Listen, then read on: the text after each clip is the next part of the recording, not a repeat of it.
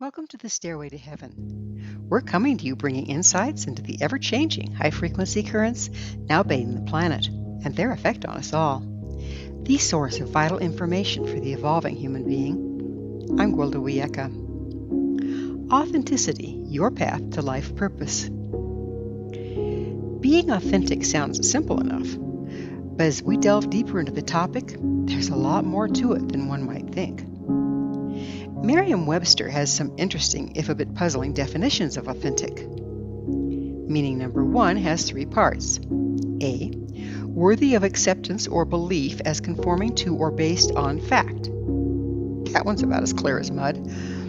B, conforming to an original so as to reproduce essential features. C, made or done the same way as an original. The above sounds a lot like replicas to me. In meaning number two, we have not false or imitation, real, actual. And finally, in meaning number three, with which we'll be dealing with today, true to one's own personality, spirit, or character, being sincere and authentic with no pretensions. Again, this can sound simple, but in fact is a very rare occurrence. Why? It's difficult to be authentic when we don't know who we are. Yes, I know. I'm going to have to explain that one. Our authenticity is the original essence of who we are. With the understanding we come from and eventually return to pure essence, the process of becoming incarnate can look something like this. We're born into this reality at a particular date, time, and place with, according to astrologers, carry frequency influences that will follow us throughout our life.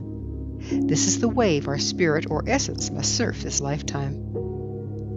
Our spirit is far-reaching and comprised of a wide bandwidth of frequency, only a small part of which can be integrated with the body and physical reality. This is dictated by not only the capacity of the body, but the ambient frequency on the planet when we incarnate.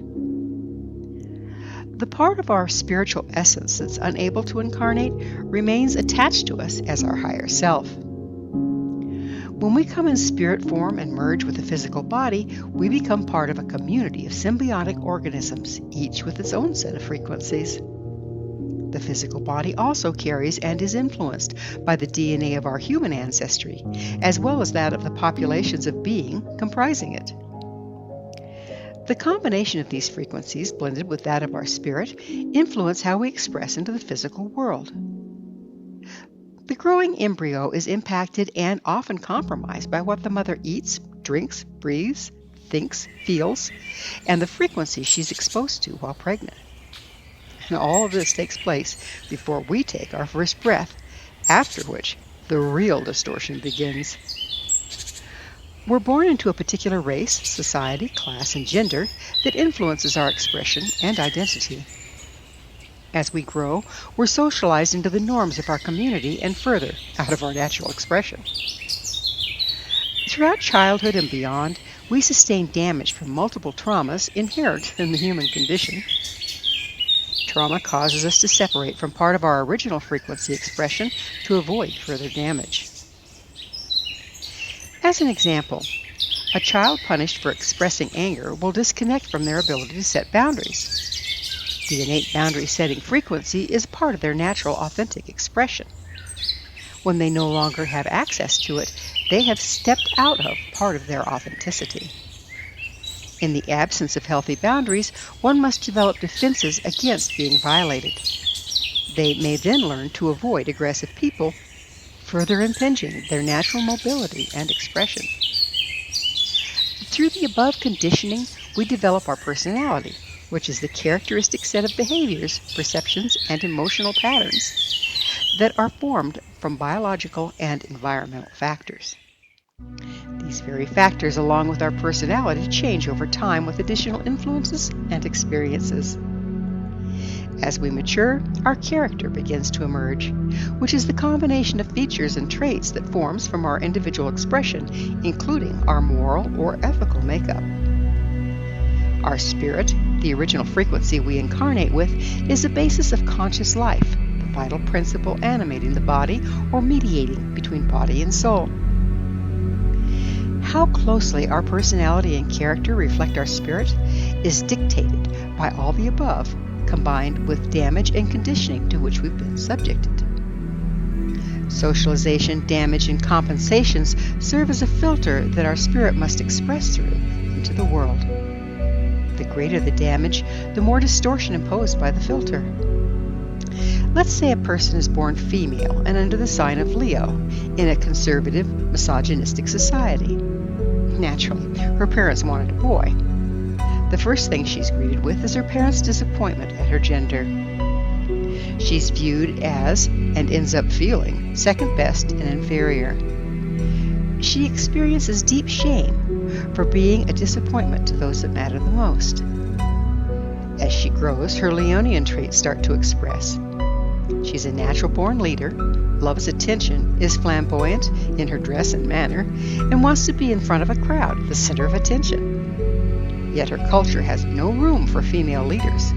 She's criticized for her natural gregarious nature and condemned as prideful, vain, and attention-seeking. She's made to feel guilty for being what she is. Guilt and shame are not natural to us. They're imposed from the outside and are very low frequency, creating distortions and further compromising her expression. She came as a Leo for a purpose, yet the very strengths the sign provide are socialized out of her. She becomes shy, reclusive, and ashamed of her very nature. She tries to disappear into the background rather than be condemned as a show-off. One simply cannot lead from there. She may work around it by marrying an influential husband and backing him, but this serves to further filter out her expression. Her purpose must not only express through her damage, but also through her husband before entering the world at large. This eventually causes her to resent her husband and become bitter, driving her further out of her normally sunny Leonian expression. Purportedly, we all come with a life purpose, a contribution to the whole we have chosen to provide before incarnating. How we offer this service is totally up to us during our lifetime. We can be an inspiration or a bad example. Both have their purpose and service in the world. Life purpose not only expresses through our actions, but also the frequency we add to our environment. The quality and impact of both are dictated by how closely we express the frequency of our soul. Life itself is a synergistic organism that works on the principle of attraction and repulsion, a drawing in or pushing away of things that are needed or things that will not serve, respectively. The truer we are to our nature, the better this natural provision works for us, drawing in what we need and repelling that which would be harmful. When we are riddled with frequency compromises, we cannot express accurately. Therefore, what we draw to us or push away may be corrupted by our damage. We end up drawing in more of the things and people that damaged us in the first place and repelling those that would resonate with our original frequency expression. Part of life purpose involves a soul team. The members of this team will fluctuate and change over time, but we are designed to draw to us people who will enhance and support our purpose and us theirs. Instead, when not expressing truly, we draw individuals to us based on our damage rather than our purpose. Our expression distortions and all draw to us people and situations we find in our lives. The less we're true to our original form, the worse the fit. This results in never really being met or supported in our purpose. Being surrounded by people and situations that are a poor fit leaves us feeling alone and isolated. It can be very discouraging and take a toll on our self-esteem, even leading to substance abuse to ease the pain of never being met or finding fulfillment.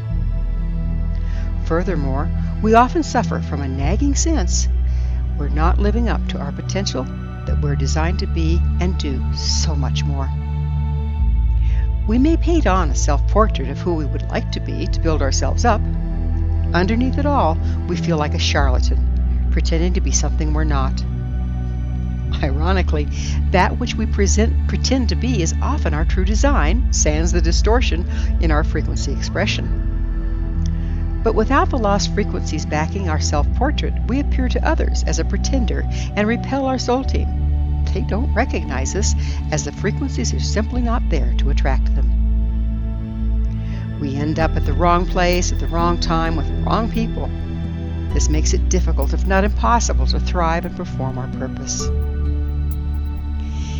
Even our ability to conceive of what our purpose is becomes distorted by patterns, beliefs, and compromises, as our perceptions are based on our damage and defense mechanisms rather than that of our true expression. We end up identifying with our patterns and defenses, never knowing who we really are or what we came to do.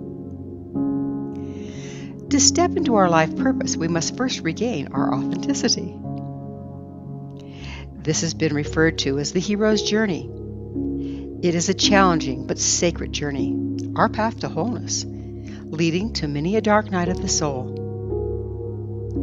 Another factor impacting this process is the increase of ambient frequency we're currently experiencing. The portion of our spirit that was able to originally incarnate was restricted by the lower frequency present at the time of our birth. As the frequency on the planet rises, we now have the opportunity to bring in more of our original essence. Now we can not only regain the frequency we've lost during our lifetime, but also some we were unable to bring in at birth.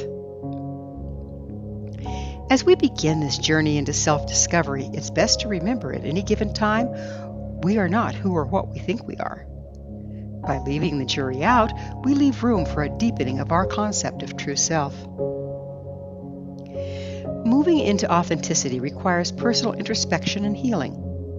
There are many forms available that can assist this process, such as psychotherapy, hypnotherapy, shamanism, EMDR, dream interpretation, and so on. The form of healing needed is different for everyone. The first and most important step is setting your intention to find and clear whatever stands between you and your true frequency expression.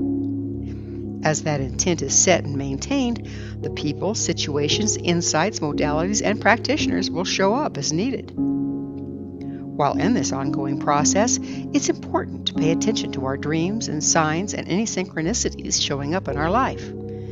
These are the provisions that we are drawing to ourselves through our intent.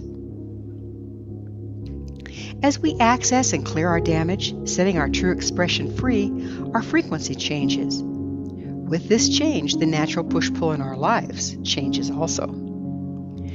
We may find some of the people closest to us are no longer a fit. Maybe even our spouse will turn out to be inappropriate for us. In this case, attempting to maintain proximity ends up poisoning both our lives and that of those around us.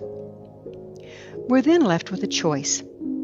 Stop our process to maintain the status quo and forever remain feeling like a purposeless charlatan, or keep moving and let nature have its way.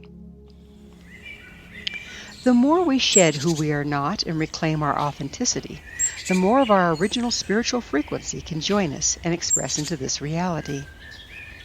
As we express more truly, the natural push-pull of life will clear out incompatible frequencies, freeing us to stand in our personal truth, supported by those around us, and shine our light into the world. It's important to understand we need not wait until we arrive to live our purpose. A large part of our purpose may very well be the energetic trail we leave for those to follow, created by our own healing process, our journey home. Thank you for joining me, Gwilda Wiyaka, on the Stairway to Heaven, where we provide updates on the energetic currents facilitating our evolution into conscious, powerful co-creators. As I'm sure you've noticed, not only do the Stairway to Heaven episodes stand alone, but they weave together to form a map to evolution and personal empowerment as we enter the new era. To revisit this or any of our past episodes, visit our archives at www.stairwaytoheavenmedia.com. If you'd like to find out more about me, my school, and the evolutionary tools we offer, visit www.findyourpathhome.com. Until next time, may you be blessed on your sacred path to wholeness. We are here. The time is now.